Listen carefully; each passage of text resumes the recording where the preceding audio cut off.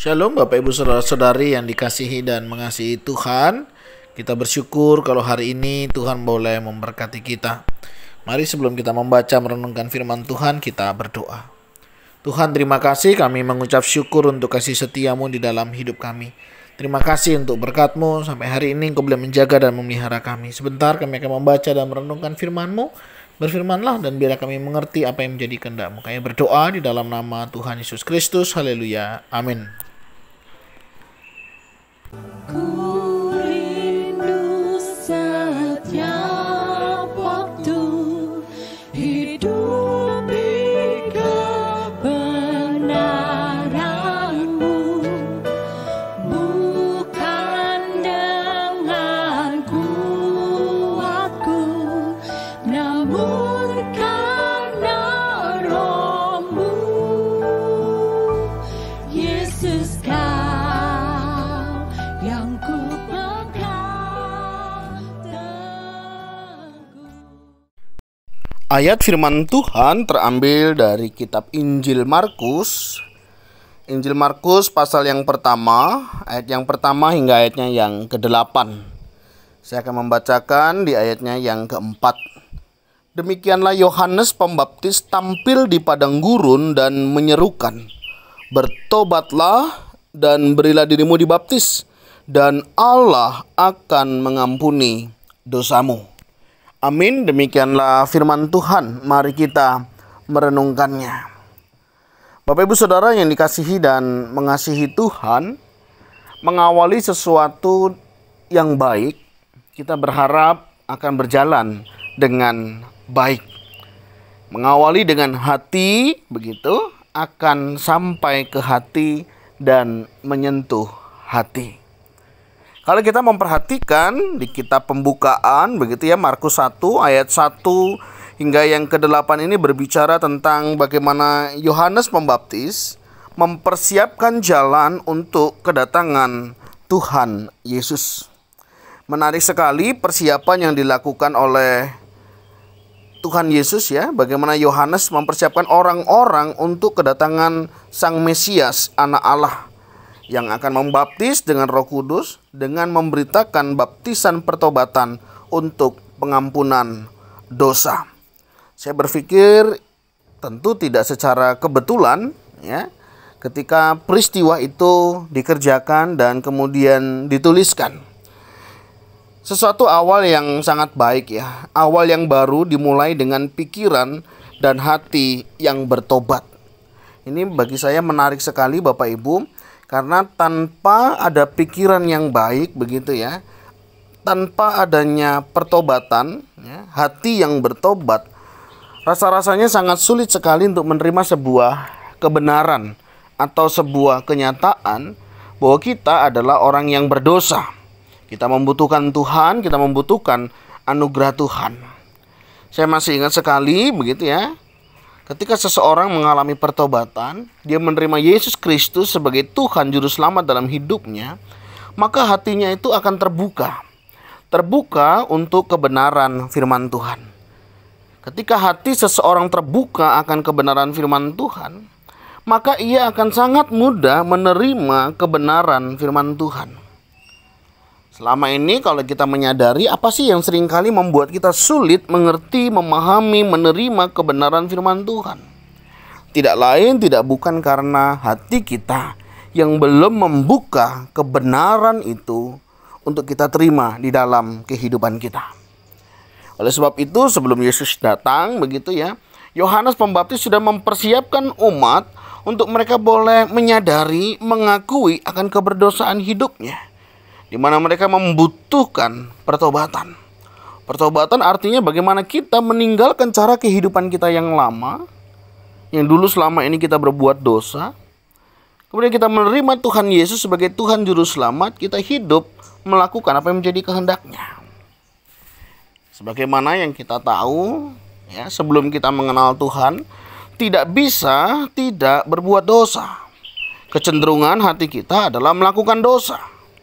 Tetapi setelah kita menerima Tuhan Yesus sebagai Tuhan dan Juru Selamat dalam hidup kita, kita bisa tidak berbuat dosa. Nah, pengalaman inilah yang Yohanes mau sampaikan kepada umat pendengar pada saat itu dan tentunya buat kita hari ini. Kalau kita mau mengalami kasih anugerah dari Tuhan, mari kita persiapkan hati kita yang sudah mengalami pertobatan. Hati yang sudah diperbaharui, hati yang baru akan sangat mudah menerima setiap kebenaran firman Tuhan.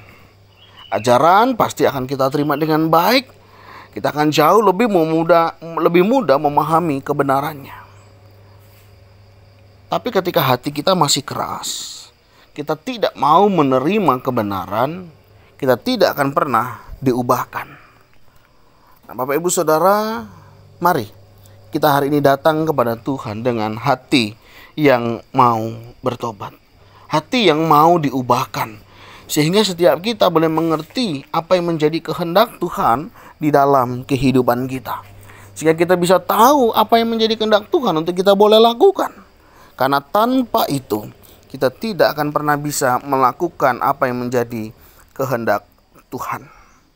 Mari kita mulai dengan pikiran dan hati yang sudah diubahkan sehingga kita boleh mengalami perubahan.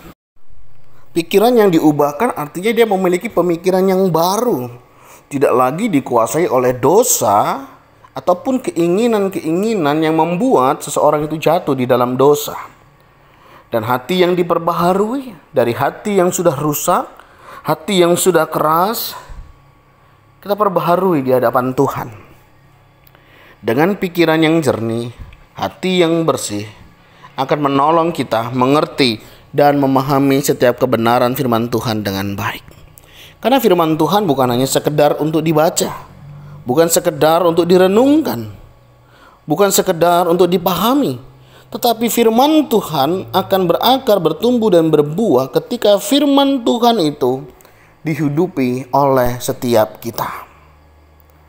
Di awal pembacaan Injil Markus ini, kita mau diajak memperbaharui pikiran dan hati kita. Jika masih ada pikiran yang tidak berkenan di hadapan Tuhan, hati yang belum bersih, mari kita datang kepada Tuhan.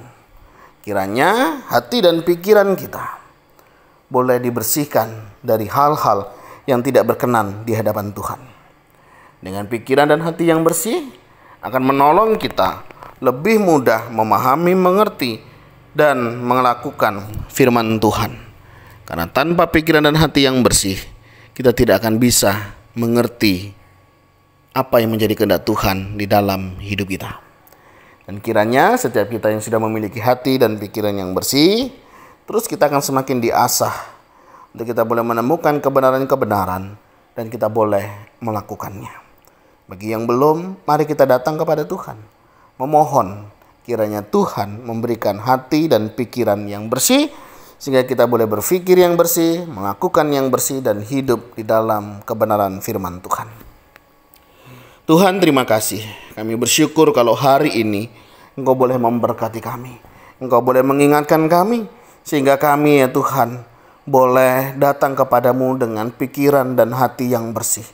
Kami sadar dosa sudah mencemari kami, sehingga terkadang membuat kami sulit mengerti, memahami kebenaran firman-Mu, sehingga tak jarang kami pun tak melakukan firman-Mu. Hari ini kami rindu Engkau boleh menolong kami, memampukan kami, sehingga kami boleh mengerti, memahami, dan kami boleh menjadi orang yang berbahagia. Karena kami boleh melakukan firman-Mu. Berkati setiap kami yang sedang bertumbuh. Tolong kami boleh bertumbuh, boleh berakar dan berbuah pada waktunya. Dan kami rindu Tuhan, nama-Mu lah yang dimuliakan. Berkati aktivitas kami hari ini, kiranya apa yang kami kerjakan juga diberkati Tuhan. Ini doa seru kami ya Tuhan, kami naikkan di dalam nama Tuhan Yesus Kristus. Haleluya.